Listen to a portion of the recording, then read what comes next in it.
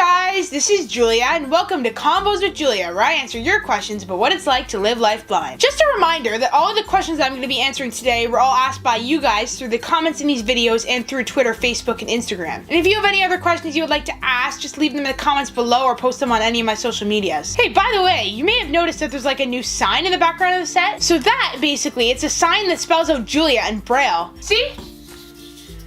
Julia.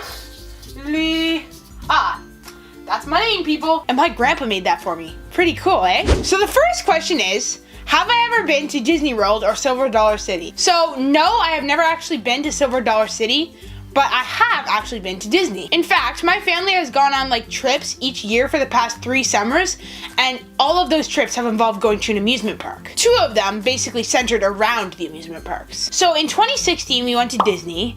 And then in 2017, we went to Alberta, where we went to like this amusement park within a mall in Edmonton. I think it was called Galaxyland. And then this past summer, we went to Tennessee. And for a bunch of the days when we were there, we went to Dollywood. So yeah, all of those trips were really fun. And my brother actually vlogged all of the trips, and the link to those videos will be in the description. Check it out. I mean... No, let me do that again. Also, I'm really glad you asked this question because like people have asked me before whether amusement parks were even like fun for me because I can't see. So today I'm going to be focusing on my trip to Disney because it's the most memorable trip for me, and it's like it was basically the whole trip was revolving around the amusement park. So that was like the main point of the trip. And anyway, a lot of the stuff that I'm going to be talking about can apply to both Galaxyland and Dollywood. So the first thing that I really liked about Disney was that the characters are very nice and accommodating. Like when we went to go meet the characters, you know, obviously I couldn't see them. So like they would all make a point of like letting me feel their face so that I could see what everyone else was seeing. In my own way, you know? Like Mickey let me feel his big ears and Goofy let me feel his nose, you know, stuff like that. Also, we went to like an Incredibles dance party, and one of the characters was like specifically dancing with me and stayed dancing with me the whole time. Another thing that was really nice during the trip was that I could sit in a wheelchair the whole time. The reason I did that was because, you know, like when you're walking around and you're blind, you can't see anything. You know, there's all this visual stuff going on around that I couldn't see.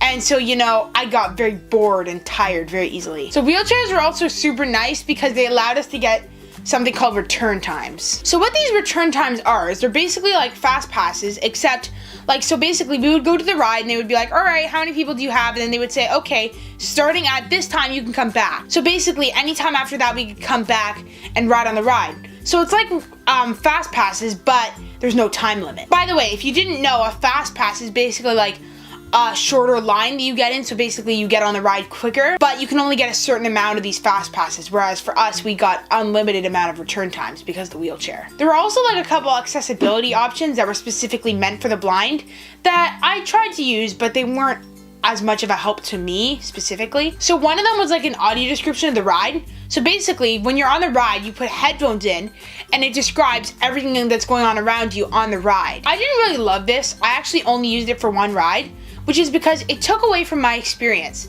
Because I had my headphones on and I was listening to like their descriptions, which was taking away from my experience of like talking to my family and just being aware of my surroundings, that type of thing. I felt like I was isolated. It was very well done though, and therefore I can understand why some people might like it. But for me personally, I actually don't really care about the visual aspects of the ride. I'd rather just enjoy the thrill of it. Another accessibility thing that they offered was a braille map. So basically a map of the entire park. I didn't really need this because I was with my family the whole time. So, you know, I didn't really need it to kind of tell me where I was going and stuff like that because my parents were always with me and my family, and they helped me get to where I needed to go. Also, we had to wait for like the first 45 minutes at Magic Kingdom in City Hall to get all this, and I personally feel that that wasn't worth it. So, you know, if you're blind and you think this would be useful to you, just take my warning that you might be waiting for like an hour to get it. So my favorite rides in the parks, like in all the parks, would probably be the roller coasters, just because, you know, those don't have any visual aspects to them or anything. They're basically just,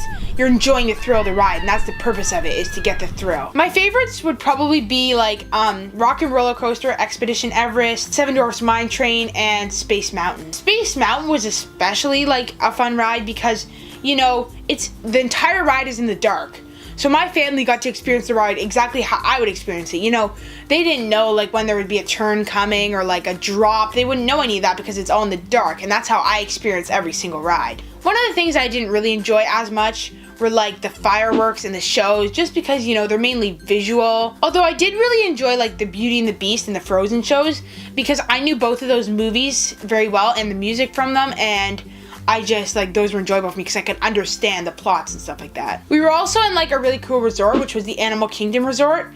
And I found it really nice and relaxing, you know, just being able to sit in a rocking chair, you know, by animals and stuff. There was also a really nice pool at the resort with a water slide, which was pretty fun. And I really liked how, you know, the buses would just come and pick you up and bring you to whatever park you needed to go to. You know, that was pretty awesome. So one final thing that I didn't really love was the lack of Braille in all of the parks. Like, I don't remember finding Braille anywhere in Disney. Like, even in common places where there would usually be Braille, like washrooms and elevators and stuff like that, I didn't see any Braille, which was pretty discouraging to me. Although the accessibility options were there, you know, for someone who's blind going to Disney by themselves, they can't read anything, you know, there's no Braille available. So yeah, no, I definitely loved Disney, and even though I couldn't see, I loved the parks, and you know, I was still able to experience, you know, the music and just the magic of Disney. So the next question is there something that I wish I could do that I can't do?